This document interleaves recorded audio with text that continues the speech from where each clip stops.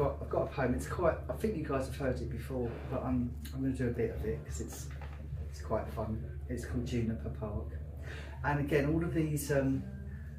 I guess in my poetry, I do like to.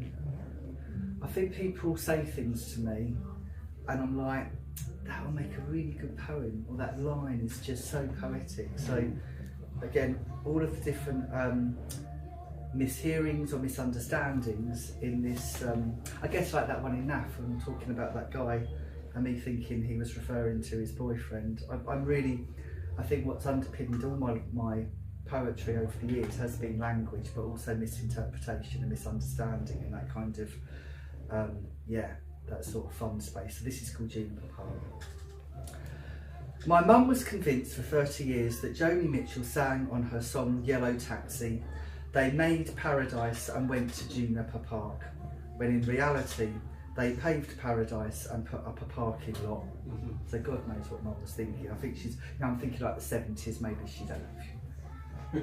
I was just like sitting there listening to the song with mum, and she was like, yeah, I wonder where Juniper Park is. And I was like, how the fuck did you get that from that song? And I've listened to it again and again, and I just cannot. Anyway, Juniper Park exists everywhere and anywhere you want it to. Climb aboard a bus and watch Juniper Park pass you by. Wave every now and then to what catches your eye. Don't let anyone convince you that you've misheard. No one can tell you otherwise. For you, there is no such wrong word. Whilst not being complacent about the effects of elision, that's when two letters adjacent make one hell of a collision. Perfectly embrace it, that sonic slur. That's when the vowel and the consonant get together and blur. I wonder what happened to my friend called Gavin. Did he realise his dreams? What kind of life is he having? Me and Gavin were rebels, both on a mission to escape where we worked with its workers' lack of ambition. Grunge, indie look, all those drugs that we took. Britpop was alive, 94, 95? Oasis v Blur, who did you prefer? I was badly turned on seeing him put black eyeliner on. I wanted to kiss him, but I knew it was wrong. Tried hard to unsee him having sex in the back of his Ford. Sex with Gav wearing mascara, something his girlfriend adored. Looking back, it seems clear now, I acted deliberately coy. Could never show my true feelings for black eyeliner boy. I can't find it in the A to Z, my friend Gavin once told me at the end of a night. I've looked all over the map, across, up, down and right. No hill called Botma, where your dad told us he would pick us up from if we missed the last bus. We'll have to walk home from Tunbridge Wells, that's nearly 10 miles from outside the Three Bells. Whilst Gavin was lost in translation, I like being within lost in confusion.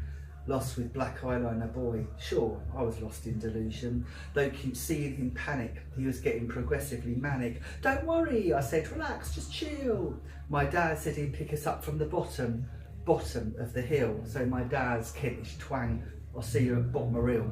I just think it's really lovely, this Botmarill. But how can we forget the glottal stop?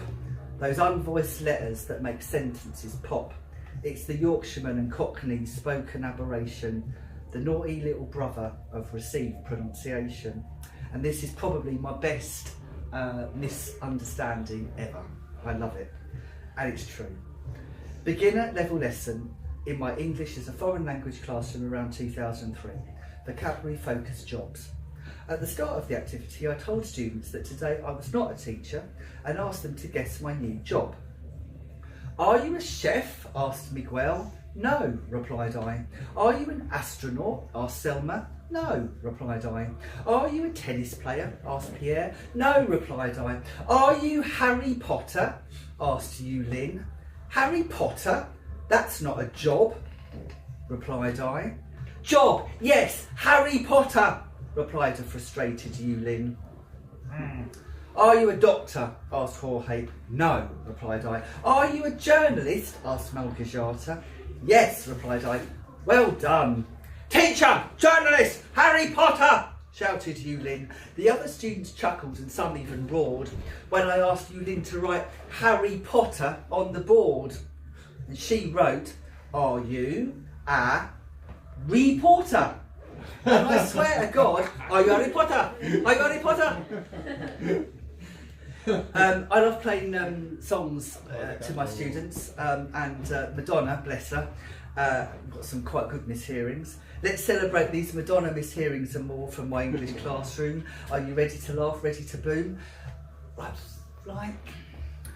So we would get the students to write down what they hear, and then we all sing along. And this girl was singing, like a gerbil, touched for the very first time. Papa Dom Street, I'm in trouble deep. That's quite funny. REM. I think the line is calling to wake her up, and the student wrote, calling Jamaica, calling Jamaica. It was 1996, obviously Euro. Yeah, that song by Baddiel and Skinner, Three Lions, and I love this one. Sea lions on the shore. I had this. She was quite a naughty nun actually. We had this nun in my class, and we did Grease. Is it Grease? I can't remember which one. Is that Olivia Newton-John? And she started singing, let's get biblical, biblical. I thought that was quite fun. From the effects of elision to the glottal stop, how about this naughty Nick Kershaw malaprop? The student wrote, I won't let your, and this is obviously the homophone with SON and SUN, I won't let your son go down on me. Many years ago, one of my, dare I say, oh fuck, he was really handsome, one of my, dare I say, quite handsome students made me laugh as loud as can be when he wrote on his feedback form, I enjoy being under Mr. Lee.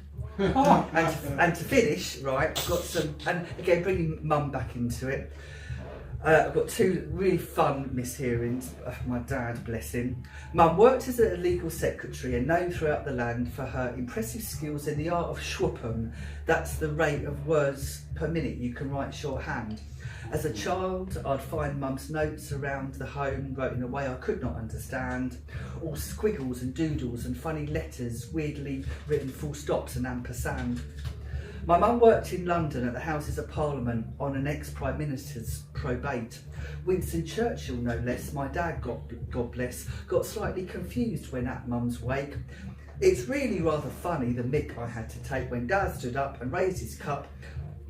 Sorry, this is a true story. My late dear wife, highlight of her working life was doing the legal paperwork for Winston Churchill's prostate. And this is, I mean, it's so sad and melancholic, but it's beautiful. This is the last one. My dad, my dad phoned his solicitor, Carol, the receptionist, Smith and Smythe, Carol speaking, how can I help you today? My dad, yes, Mr. Campbell speaking, is that the solicitors, said Dad. I'm inquiring about the power of that thing, you know, when we all go a bit doolally up above. I'd like my son to make decisions on my behalf for him to have, he wrote it down for me. And yes, I'd like to inquire about my son having what I think is legally known as power of eternity. There we go. Thank you. Good stuff.